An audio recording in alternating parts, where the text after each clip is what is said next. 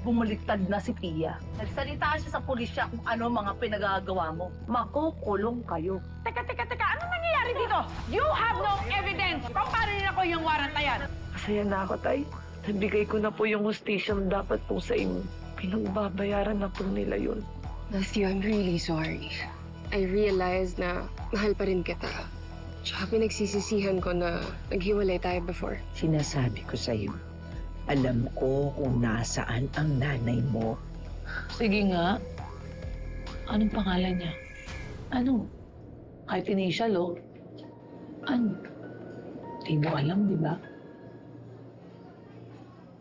Wala ka naman pala eh. Miss! Wala ka naman pala eh. Pangalan lang, tsaka initial. Di mo masabi. Baliw ka nga, siraulo ka. Titimpi lang ako sa'yo, ha? Sige lang, Marikit. Magsaya ka dyan. Pero alam ko, sa totoo lang, kawawa ka talaga.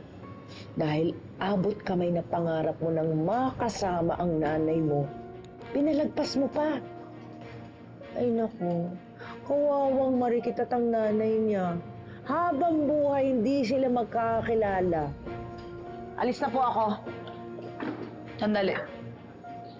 Alam mo, Saraya, favorite ako ni Lord. Kaya kung gusto niya na magkasama kami ng nanay ko, gagawa at gagawa siya ng paraan para mangyari. At naniniwala ako na magkakasama kami dalawa nang walang tulong mo. Kaya, no thanks. Bye. Kawawang Marikit at ang nanay niya. Oh.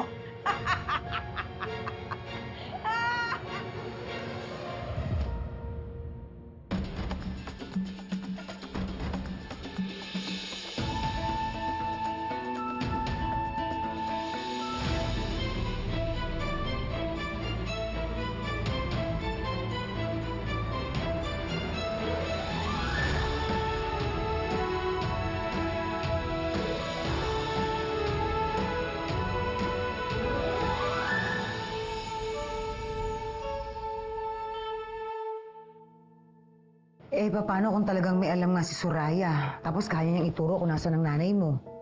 Naku naman, Miss May. Huwag niyo nang pinag-iisip yun. Huwag na kayo magpauto sa kanya. Ang tanong mga kasinungalingan yan, di ba? Naalala niyo yung sinabi ni Tita Rica. Napatay na daw si Emily, tapos buhay pa pala. O di, mga paasa yung mga yan. Sinungaling. Kung sa bagay, kayang-kaya nga nilang pumatay eh.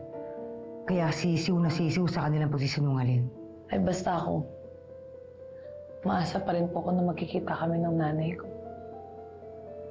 Diyos na bahala dun. Kung hindi ngayon, bukas, next week, basta think positive lang po.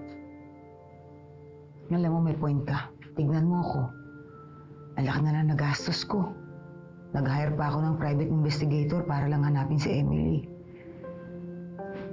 Pero hanggang ngayon, wala pa rin totoo tungkol sa kanya. Siguro, dapat ganyan na rin ang mindset ko kagaya mo eh. Think positive. Kung nakatakda, mangyayari talaga ang dapat mangyari. Tapos yung dasal natin, yung dapat yung sobrang kulit para pag nakulitan na si Lord, pagbigyan na tayo. Ay naku, Ikit. Alam mo, salamat talaga nandito ka. Kasi kahit papaano, naiibisan yung pangungulila ko kay Emily. Buti rin po nandito kayo. Kasi kahit wala po akong nanay, nararamdaman ko po yung pagmamahal niya dahil yung turing niyo po sa akin, anak na rin. Pwede po payakap. Oo naman, Day.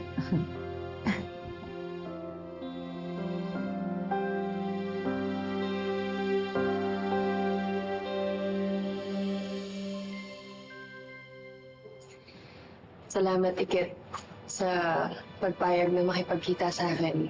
Kahit na ang dami kong nagawang mali or kasalanan sa'yo. Sinabi kasi sa akin ng tatay ko, huwag daw ako magtatanim ng sama ng loob. Kung sincere naman daw na humingi ng sorry, bakit hindi bigyan ng second chance? Pero Pia, hindi ko magpapangako sa iyo na babalik agad tayo sa dati. Yeah, I understand. Well, pagkatapos naman ng lahat ng nangyari, lahat ng pain na nabigay ko sa'yo, siguro mas mabuti kung lumayo-layo muna ako. Siguro babalik na lang ako pag nagsimula na yung trial nila, Soraya at saka ni Angela. But until then, siguro hanapin ko muna yung sarili ko. Try to rebuild myself that I was before. Tama yan. Good luck, Pia. Malay mo naman pagbalik mo, di ba? Magiging okay na lahat. Magiging okay din tayo. Yan din ang wish ko. Pero, bago sana ako umalis, meron lang sana akong isang hihilingin sa'yo. Dahil sa desperation and impluensya ni Soraya, napigilan ko patuloy yung blossoming love affair niyo ni Matthew. Hindi lang name mo or your reputation mo yung muntik mo nang masira, kundi pati na rin yung happiness mo. Nakakalungkot lang na kailangan pa mangyari lahat ng to bago ko ma-realize na wala na talaga akong chance kay Matthew. Kahit na sobrang masakit for me, I've already decided to let him go. Ikit, you deserve to be happy. Kaya ako na yung nakikiusap sa'yo na bigyan mo pa sana si Matthew ng isa pang chance na ma-prove niya yung pagmamahal niya sa'yo. Huwag niyo na ako intindihin. I'll be fine. Rest assured na you can be together with Matthew nang wala na kayong masasagasaan or masasaktan.